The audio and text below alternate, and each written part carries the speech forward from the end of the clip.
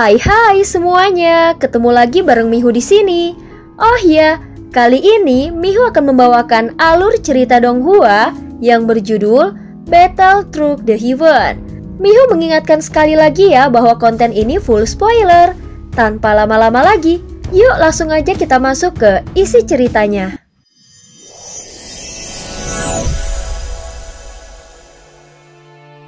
Melanjutkan dari kisah sebelumnya. Sebelumnya dengan kekuatannya yang telah menerobos keabadian para dewa, tentu saja bukan hal yang sulit bagi Xiaoyan untuk mengalahkan tingkat kedua keabadian para dewa. Sehingga Xiaoyan berhasil membunuh beberapa tingkat pertama dan Yuanyu yang telah berada di tingkat kedua keabadian para dewa. Saat ini Xiaoyan melangkah maju dengan hati-hati. Setiap langkahnya tampak memicu resonansi yang tidak terlihat. Sekilas saja, dia sudah menyadari bahwa resonansi ini bukan berasal dari kekuatannya sendiri, melainkan dari kekuatan hukum formasi yang dikendalikan oleh Taisu. Menghadapi suaranya yang bergema dengan keras, Xiaoyan tidak menunjukkan tanda-tanda mundur. Sebaliknya dia diam-diam mengepalkan tinjunya. Namun mereka tetap memilih untuk berhadapan langsung dengannya. Xiaoyan memahami ini adalah upaya untuk menguji atau mempersiapkan sesuatu yang lebih besar untuk pertempuran berikutnya. Dengan hati yang tenang, Xiaoyan mulai mengumpulkan kekuatannya. Dia berencana menggunakan energi sesedikit mungkin untuk mengalahkan musuh ini.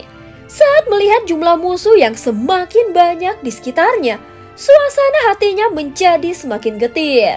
Apa sebenarnya yang ingin dilakukan Ye Beijing? Ucap Xiaoyan segera bergumam di dalam hatinya. Kesan baik Xiaoyan terhadap wanita ini semakin menurun. Tidak peduli seberapa besar perasaan cinta atau kekaguman yang pernah ditunjukkannya, di mata Xiaoyan semuanya mulai memudar karena tindakannya yang membingungkan dan penuh teka-teki. Sepertinya itu semua hanya untuk menguji kekuatan Xiaoyan. Namun jika Ye Beijing benar-benar melarikan diri di tengah pertempuran, Xiaoyan tidak akan memperdulikannya lagi. Bagaimanapun dia telah mengirimnya ke dalam mulut harimau. Meskipun begitu, Xiaoyan tetap yakin bahwa kekuatan aslinya mampu bertahan hingga bantuan dari alam dewa kuno tiba. Namun apabila bantuan terlambat datang, maka seiring waktu berlalu musuh akan menjadi semakin kuat dan mungkin bisa mengalahkannya. Setelah Xiaoyan berhasil membunuh musuh dari tingkat yang sama, tidak ada lagi musuh yang berani maju dengan sembarangan.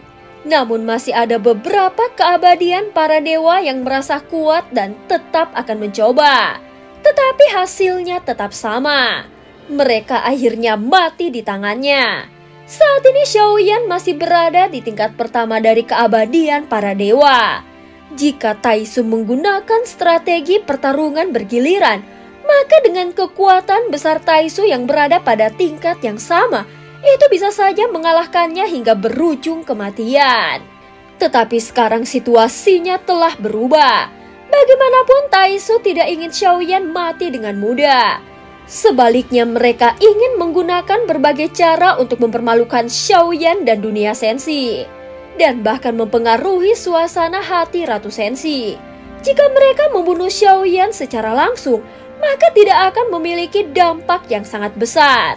Tetapi dengan mempermalukan dan melecehkannya, maka efeknya akan lebih signifikan dan jauh lebih dalam. Terlepas dari upaya mereka, Xiaoyan menyadari bahwa kekuatan Taisu dalam teknik maupun strategi yang digunakan tidak dapat dibandingkan dengan kekuatan yang dia miliki. Meski begitu, ada satu hal yang tidak bisa dipastikannya. Apakah rencananya benar-benar telah dilaporkan oleh Suqiante kepada Taisu? Dia tidak sepenuhnya yakin karena sifat Suqiante yang penuh dengan intrik.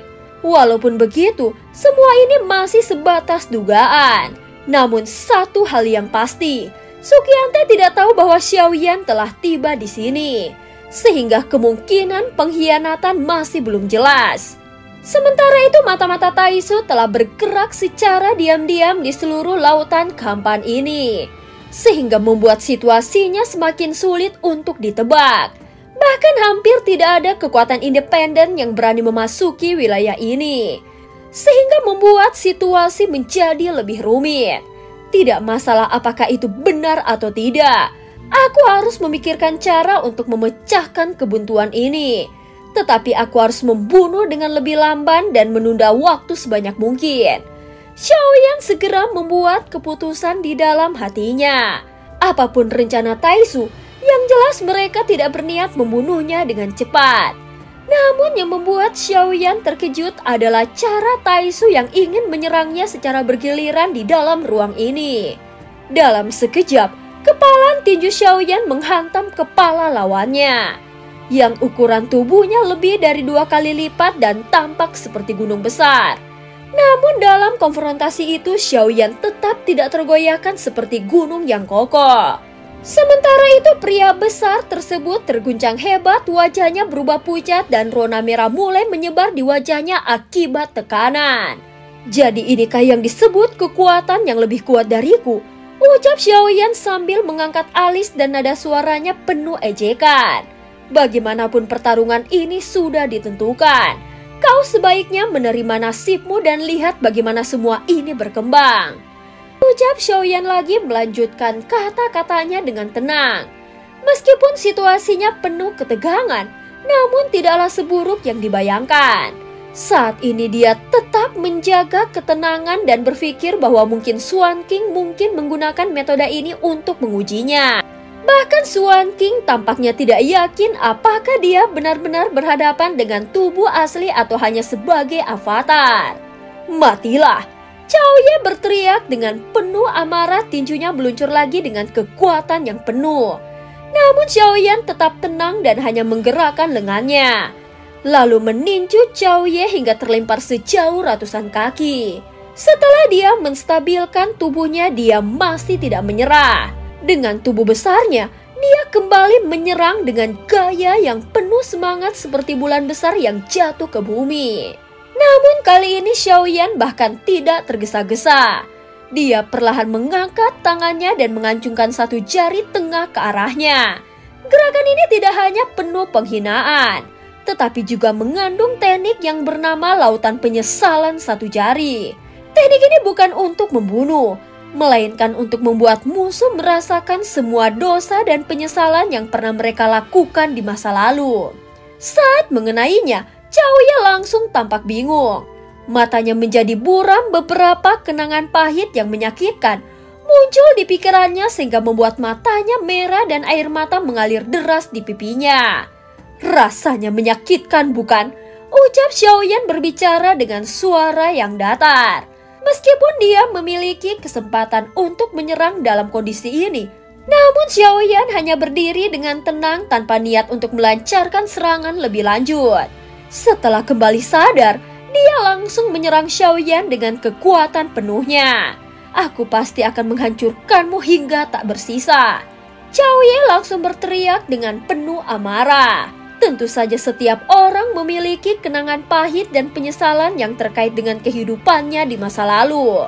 Untuk mencapai tingkat keabadian para dewa, seseorang harus menghapus segala beban dan menyembuhkan luka batinnya. Tapi untuk melepaskan sepenuhnya kenangan-kenangan itu, terlebih lagi yang telah begitu tertanam, tidaklah mudah. Xiaoyan tetap tenang di bawah serangannya, memperhatikan teknik yang tampak sederhana namun efektif. Xiaoyan perlahan-lahan mematahkan serangannya tanpa menunjukkan tanda tergesa-gesa. Jadi dia adalah pilihanmu. Kau dapat melihat situasi pertempuran di kehampaan. Terlihat seorang pria yang sedang duduk di kursi goyang berkata dengan nada yang datar. Saat ini di kejauhan, sebuah kapal induk Taisu lainnya melayang di lautan kehampaan. Itu tampak seperti menara pengawas yang memperhatikan setiap pertempuran di bawahnya. Ada bebatuan dan air di dalam kolam itu, seolah-olah itu adalah dunia kecil yang lengkap. Senyuman pria itu tampak tenang dan penuh percaya diri. Penampilannya juga memancarkan aura tenang dan menarik. Rambutnya yang hitam diikat dengan sederhana. Beberapa helainya bahkan dibiarkan terurai secara alami. Namun wanita yang berada di hadapannya masih tetap tenang. Dia masih melukis dan memiliki rencananya sendiri. Dia terus melukis sosok Xiaoyan yang sedang bertarung. Wajahnya yang cantik dan bercahaya seperti ukiran sempurna akan membuat siapapun yang melihatnya akan terpesona. Bahkan dengan sedikit kekacauan di dalam penampilannya, dia tetap memancarkan pesona yang luar biasa.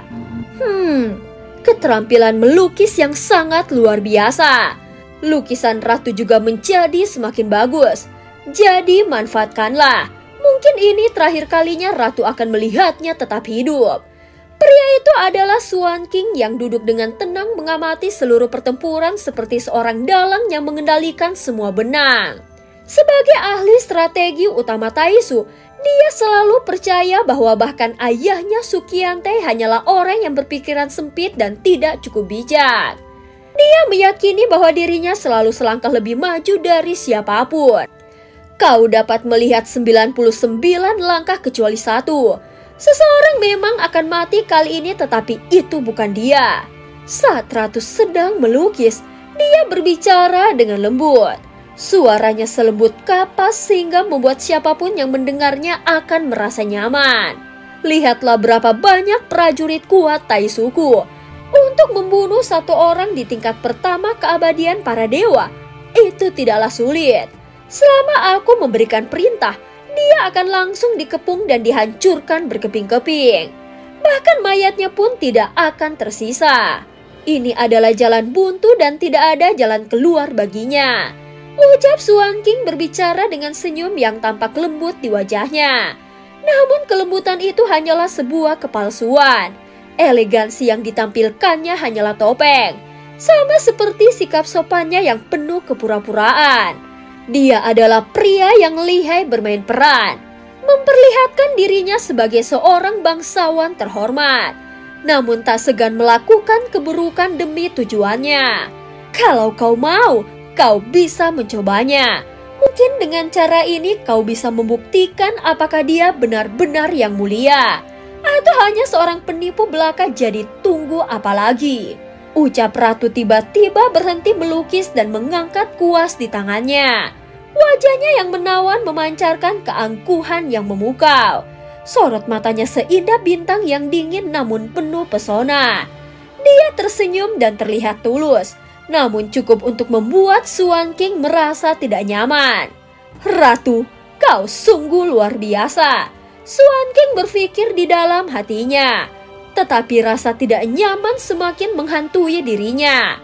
Senyum yang tadinya penuh percaya diri, kini mulai terasa dipaksakan. Dia bahkan merasa angin dingin yang aneh menyusup ke tubuhnya, sehingga membuat bulu kuduknya berdiri. Ketika Ratu memandangnya dengan tatapan penuh keyakinan, Xuan King merasa seluruh situasi ini perlahan keluar dari kendalinya.